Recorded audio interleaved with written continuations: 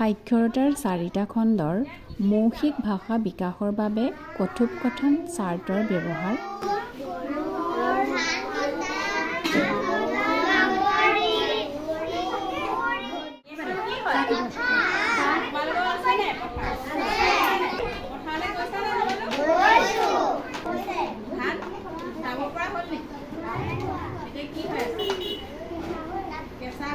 কেতিয়া হ'ব যাব পৰা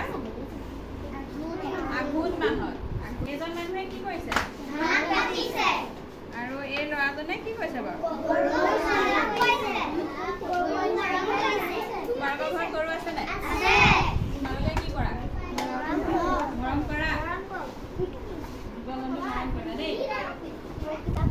আৰু এইফালে এইয়া চোৱাচোন কি মায়াত কোনে এনেদৰে ছাত্ৰ-ছাত্ৰীসকলৰ লগত মৌখিক ভাষাৰ বিকাশ কৰাৰ লগতে তেওঁলোকৰ চিনাকি বস্তুবোৰৰ নাম লৈ তেওঁলোকৰ শব্দ ভাণ্ডাৰ চহকী কৰিবলৈ চেষ্টা কৰা হয় পাঠোদ্ধাৰত সহায় হ'বৰ বাবে বৰ্ণাৱলী চাৰ্টৰ ব্যৱহাৰ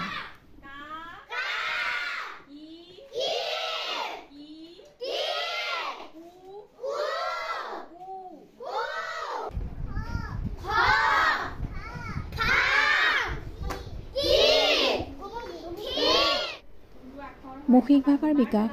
পাঠোদ্ধাৰ পঠন আৰু লিখন এই 4টা খণ্ড সামৰি সাক্ষৰতাৰ শ্ৰেণীকোঠাত এক খেলভিত্তিক ক্ৰিয়াকলাপ কৰোৱা হয় কি হ'ব মন লিখি দিয়া বৰ্ডত মন এইটো কি হ'ল যে কোৱা ডাঙৰকে তোমালোকেও কোৱা মন